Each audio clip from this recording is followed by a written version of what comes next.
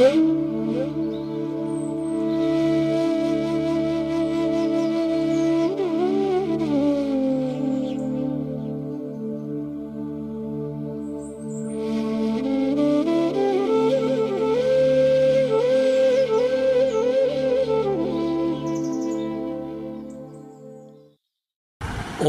स्थापकाय च धर्मस्य सर्वधर्मस्वरूपिणे अवतारवरिष्ठाय रामकृष्णाय ते नमः।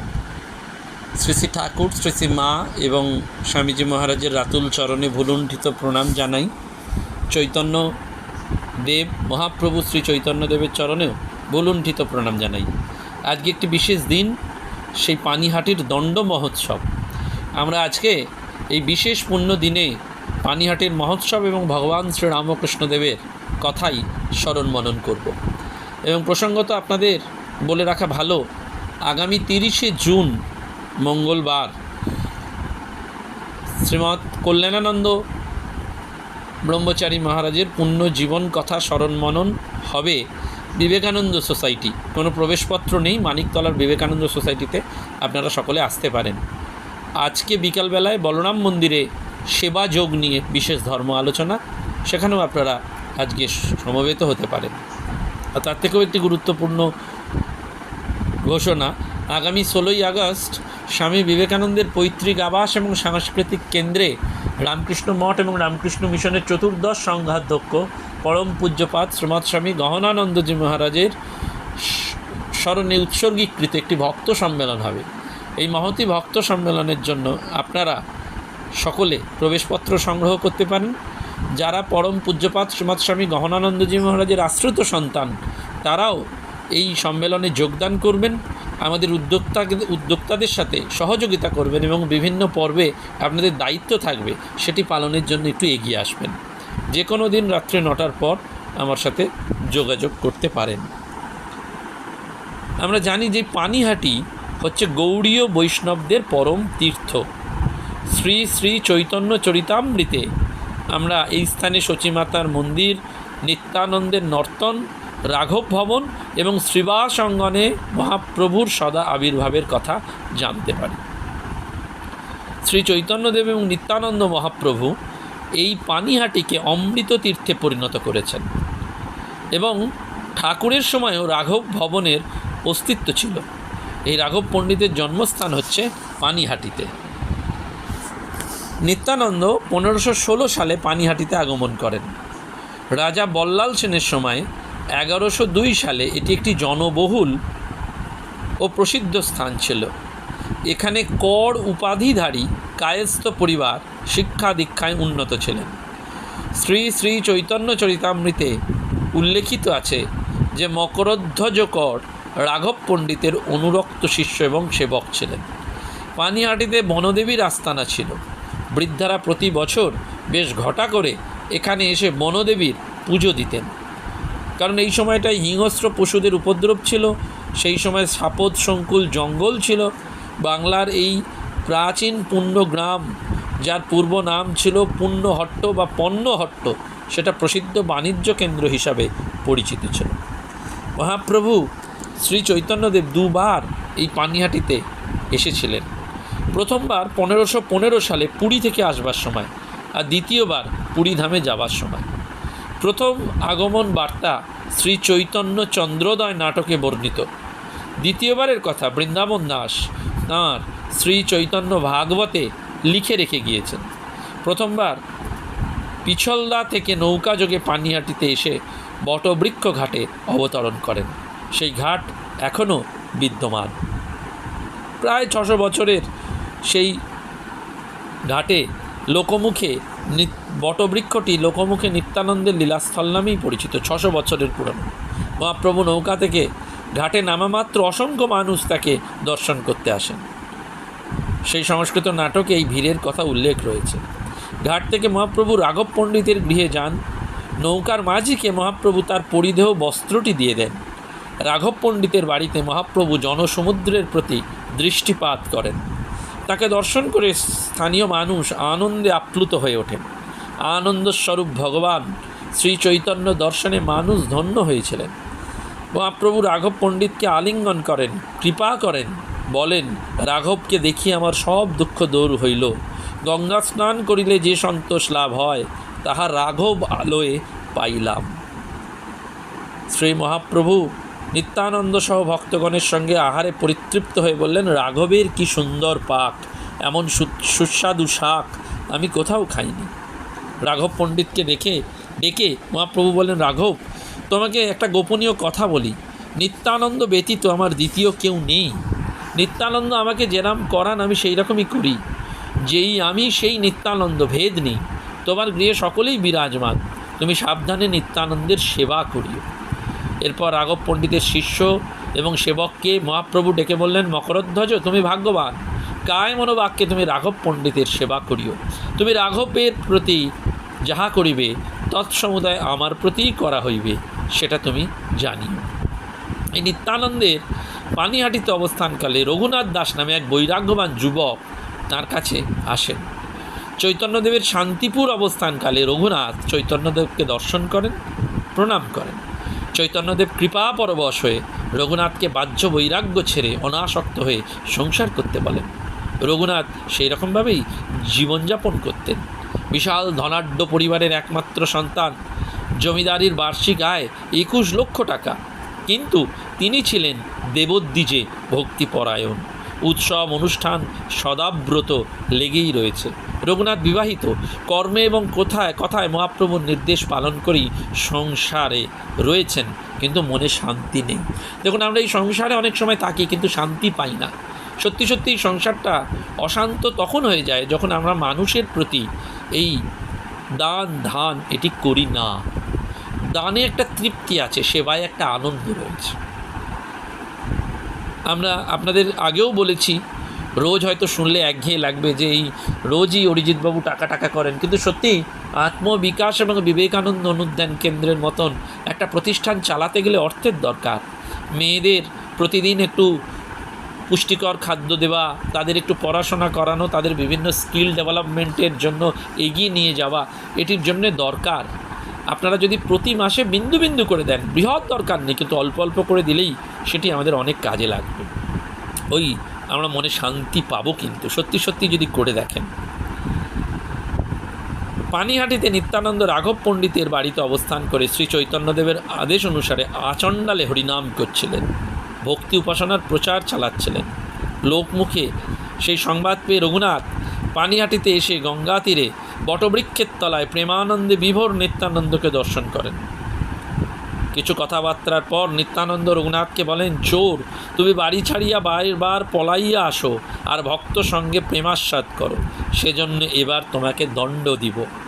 হুকুম হলো, সমস্ত ভক্তগণকে একত্র করিয়া এখানে দই চিঁড়ার মহোৎসব করো, এই তোমার উপযুক্ত শাস্তি।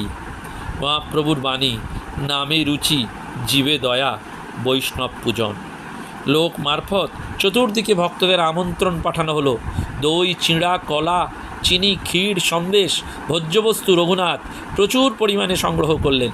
নির্দিষ্ট দিনে শ্রী চৈতন্যদেবকে স্মরণ করে শ্রী চৈতন্যদেবের পাদস্পর্শে ধন্য গঙ্গা তীরে নিত্যানন্দ মহাপ্রভু ভক্তমণ্ডলী সহ নৃত্যগীত আরম্ভ হলো। হরিনামে মুখরিত পানিহাটির গঙ্গা তীর যেন নবদ্বীপ তীর্থে পরিণত হলো এক নতুন তীর্থ। এইটিই হচ্ছে রঘুনাথ দাসের দণ্ড উৎসব। এই উৎসব 1439 শকাব্দে অর্থাৎ 1517 সাল জ্যৈষ্ঠ মাসের শুক্লা ত্রয়োদশীতে সম্পন্ন হয়েছিল। এই উৎসব এখনও হয়ে চলেছে এবং এই উৎসবের কিছুদিন পরই রঘুনাথ পদব্রজে কোনোদিন অর্ধাসনে কোনোদিন অনশনে থেকে পুরীতে শ্রী চৈতন্যদেবের চরণে উপস্থিত হয়েছিলেন। শ্রী চৈতন্যদেব তাঁর সেবক গোবিন্দকে বললেন, দেখো গোবিন্দ, রঘুনাথের দেহ বড় দুর্বল ও ক্ষীণ হইয়া পড়িয়াছে, কিছুদিন তার খাওয়া থাকার যত্ন করিও, যাহাতে শরীর শীঘ্রই সুস্থ ও সবল হইতে পারে। রঘুনাথ খাওয়া দাওয়ার ভালো ব্যবস্থার পর গোবিন্দের কৃপায় আর তার ওইসবের প্রয়োজন নেই 5 দিন বাদে জানালেন এবং ভিক্ষা শুরু করলেন। শ্রী চৈতন্যদেবের শ্রীমুখে বাণী এবং অভিপ্রায় শোনার জন্য রঘুনাথের অন্তরে প্রবল ইচ্ছা ছিল। চৈতন্যদেবকে তার স্বরূপের কথা জানতে চাইলেন। তখন চৈতন্যদেব প্রসন্ন হয়ে একটি কথা বললেন, গ্রাম্য কথা না শুনিবে, গ্রাম্য বার্তা না কহিবে, ভালো না খাইবে আর ভালো না পড়িবে, অমানি মানদ কৃষ্ণ নাম সদা লবে, ব্রজে রাধা কৃষ্ণ সেবা মানসে করিবে। গ্রাম্য কথা, আহার, নিদ্রা, ভয় আর মৈথুন, এই নিয়েই সংসারী মানুষের জীবনযাপন। এই আলোচনাতে যোগ দিলে, শুনলে, বললে মন বহির্মুখী হয়, ভোগ তৃষ্ণা বাড়ে। ভালো খারাপ খাওয়া পড়ায় মন দিলে চিত্ত একাগ্র হয় না। উত্তম আহার রজগুণ বৃদ্ধি করে, কাম ক্রোধের বেগ আসে। উত্তম পোশাক পরিচ্ছদে ভোগবিলাসে মন যায়, অহংকার আসে, অভিমান আসে। সেটাই জীবের ভববন্ধন রজ্জু। এই অহংকার অভিমান থেকে মুক্ত হতে গেলে নিজেকে দিনহীন জেনে অতি নগণ্য ব্যক্তিকেও সম্মান প্রদর্শন করবে। সর্বজীবে সম্মান দিবে, জানি কৃষ্ণ অধিষ্ঠান। কৃষ্ণ নাম বা ঈশ্বরের নাম জপ করতে করতেই চিত্ত শুদ্ধ হয়ে যায়, তাতে প্রেমভক্তি জন্মায়, ঈশ্বরের কৃপা লাভ হয়। 1885 সাল, গরমকাল। ভগবান শ্রীরামকৃষ্ণ পরমহংসদেবের গলরোগ। গরমে ঠাকুরের কষ্ট হচ্ছে দেখে ভক্তরা দক্ষিণেশ্বরে বড় পাম্পে গেলেন। ঠাকুরও বাচ্চা ছেলের মতন আনন্দ করতে লাগলেন, খেতে লাগলেন।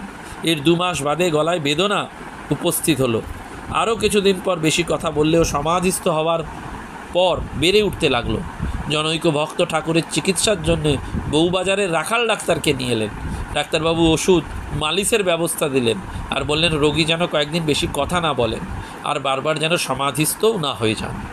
জ্যৈষ্ঠ মাসের শুক্লা ত্রয়োদশীতে গঙ্গা তীরবর্তী পানিহাটি গ্রামে এই যে বিশেষ মেলা এবং উৎসব, সেখানে তিনি ভক্তদের বললেন, সেখানে ওই দিন আনন্দের মেলা, হরিনামের হাট বাজার বসে। তোরা সব ইয়ং বেঙ্গল, কখনো ওইরূপ দেখিস নাই, চল দেখিয়ে আসিবি। রামচন্দ্র দত্ত এরা খুশি হলেন। আবার ঠাকুরের গলা ব্যথার কথা ভেবে কেউ বিরোধিতা করলেন। সবার কথা ভেবে ঠাকুর বললেন, এখান হইতে সকাল সকাল 2টি খাইয়া যাইব এবং 2-1 ঘণ্টা কাল তথায় থাকিয়া ফিরিব, তাহাতে বিশেষ ক্ষতি হইবে না। ভাব সমাধি অধিক হইলে গলার ব্যথাটা বাড়িতে পারে বটে, ওই বিষয়ে একটু সামলাইয়া চলিলেই হইবে। ঠাকুরের কথার পর তো আর সংশয় চলে না। ব্যবস্থা হলো, নৌকো টৌকো নিয়ে সব গেলেন। প্রায় 25 জন ভক্ত 2খানা নৌকো ভাড়া করে গেলেন। ঠাকুরের জন্য একটা আলাদা নৌকো বাঁধাই ছিল ঘাটে। মায়ের একটু যাওয়ার ইচ্ছা ছিল। জনৈক স্ত্রী ভক্তকে মা ঠাকুরের কাছে পাঠালেন, তিনি যাবেন কিনা। ঠাকুর বললেন, তোমরা তো যাইতেছ, ওর যদি ইচ্ছা হয় তো চলুক। ঠাকুরের ওই কথা শুনে মা বললেন, অনেক লোক সঙ্গে যাইতেছে, সেখানেও ভিড় হইবে। অতি ভিড়ে নৌকা হইতে নামিয়া উৎসব দর্শন করা আমার পক্ষে দুষ্কর হইবে, আমি যাইব না। মায়ের যাওয়া হলো না। নৌকা থেকে নেমে ঠাকুর মণিসেনের বাড়িতে উঠলেন। ঠাকুর মণিসেনের বাড়ি যাওয়া মাত্রই সযত্নে মণিবাবুর বাড়ির সকলে প্রণাম নিবেদন করলেন। বৈঠকখানায় বসানো হলো মূল মন্দিরে যুগল বিগ্রহ মূর্তি, বেশ সুন্দর। কীর্তনিয়া কীর্তন শুরু করলেন। ঠাকুরের উল্লাস। পুঁথিতে আছে, প্রভুর আনন্দ বড় পানিহাটি যেতে, জলপথে তরি যোগে ভক্তগণ সাথে, বারবার শ্রীপ্রভুর তথা আগমন, হরিভক্ত কত শত চিনে বিলক্ষণ। বহু মানুষের বেলায় আগমন, নারী পুরুষ নির্বিশেষে। এরা অধিকাংশই বৈষ্ণব সম্প্রদায়ের, শিখাসূত্রধারী, তিলক চক্রাঙ্কিত দীর্ঘ স্থূল বপু, এরা সব নিয়েছেন। ঠাকুরের সঙ্গে আনন্দ হচ্ছে এবং ভক্তদের মনে হচ্ছে স্ত্রী পুরুষের নৃত্য দেখছেন, কিন্তু তারা ভাবাবেশে আনন্দ করছেন।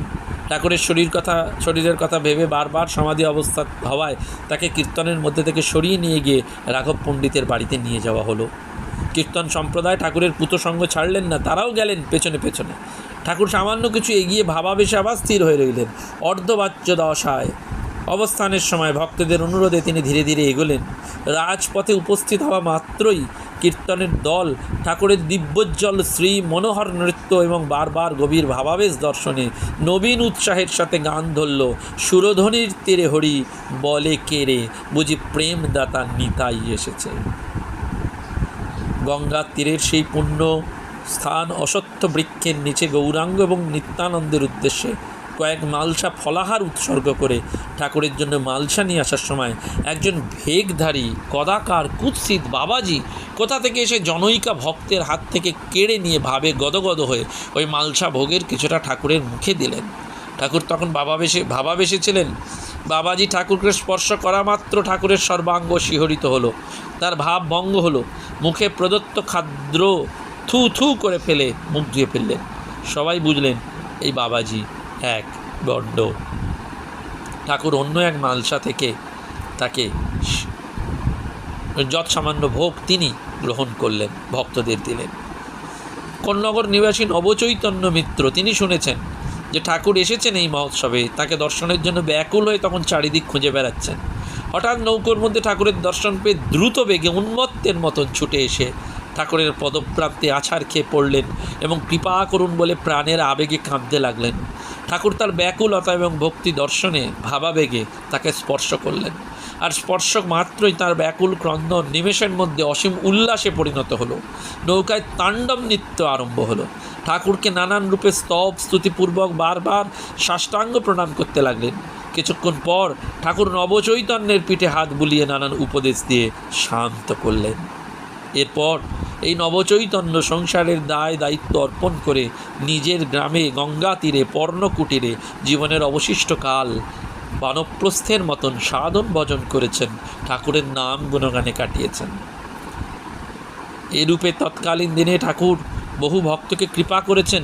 পুঁথিকার লিখছেন যে ঠাকুর ভক্তদের জন্য মায়ের কাছে যেন ব্যাকুল প্রার্থনা জানিয়েছেন, ভবসিন্ধু পার যার মাত্র দর্শনে। সেই জন্য এই আজকের দিনটি অত্যন্ত, এই জ্যৈষ্ঠ মাসের শুক্লা ত্রয়োদশী পানিহাটি গ্রামের এটি একটি বিশেষ দিন। এই রকম আমাদের বারবার মনে রাখতে হয়। আসলটি হচ্ছে প্রেমা ভক্তি, ভগবানকে পেতে গেলে আর অন্য কিছু নয়। আধ্যাত্মিক জগৎকে আলোকিত করে রেখেছে এই বঙ্গভূমি। আমাদের এই পানিহাটির মহোৎসব বা দণ্ড মহোৎসব, সেটি কিন্তু আমাদের মনকে সেই ভক্তির কথা বলে, সেই ব্যাকুলতার কথা বলে এবং সেই প্রেম গুণগান বা প্রেম নামের কথা বলে। নইলে কিন্তু এই সংসারী মানুষ হিসাবে আমাদের আর অন্য কোনো উপায় নেই। আমাদের মনের যে নানান অঙ্কট বঙ্কট, সেটা একমাত্র প্রেম ও ভক্তির দ্বারাই সম্ভব। সেই জন্য আমাদের বারবার মনে রাখতে হয় যে এই ভালোবাসা, এই প্রেম, এই ভগবত ভক্তি, এই নাম গুণগান, এর মধ্যে দিয়েই আমরা ভগবানকে যেন পাওয়ার জন্য এগিয়ে যেতে পারি। আমাদের মনে রাখতে হবে যে ধর্মজীবনের যে পাথেয় উচ্চতর ভাবরাশি, সেটা আমাদের কিন্তু সর্বদা এই বিশেষ বিশেষ দিন শুধু নয়, জীবনের সর্বত্রই আমাদের এগুলো সংগ্রহ করতে হয়। ঠাকুর বারবার বললেন না একটা কথা, তাকে ব্যাকুল হয়ে প্রার্থনা করতে হয়, আন্তরিক হলে তিনি প্রার্থনা শুনবেনই শুনবেন। একটা হস্যইকার যোগ করেছেন, শুনবেনই। তার মানে আমাদের প্রার্থনা আন্তরিক হচ্ছে না, আমরা মনে করছি আন্তরিক, কিন্তু কোথাও হয়তো একটা হিসেব, একটা ক্যালকুলেশন, একটা অঙ্কট বঙ্কট থাকছে। সেই জন্য আমাদের সবসময় এই আন্তরিক প্রার্থনাটি করে যেতে হবে। আর এই বিশেষ দিন, সেই বিশেষ দিনে আমরা যত ঠাকুরের কথা স্মরণ করব, মায়ের কথা স্মরণ করব, নিত্যানন্দ মহাপ্রভুর কথা স্মরণ করব, রঘুনাথ দাসের কথা স্মরণ করব, এই দণ্ড উৎসবের কথা স্মরণ করব। এই দণ্ড উৎসবে অত্যন্ত ভিড় হয়। এক বছর প্রচণ্ড ভিড়ে একেবারে সেই চিরেচাপটা হয়ে গিয়েছিল মানুষ, আপনারা জানেন। কিন্তু আমাদের সেই জন্য হয়তো যেতে আমরা অনেক সময় পারি না, কিন্তু আমরা এখান থেকে ভাবনেত্রে যেন সেটিকে আমাদের মনের ক্যানভাসে ফুটিয়ে তুলতে পারি। সেজন্য ওম শান্তি শান্তি শান্তি। নমস্কার, ধন্যবাদ। প্রাণারাম প্রাণারাম প্রাণারাম প্রাণারাম প্রাণারাম প্রাণারাম কি যেন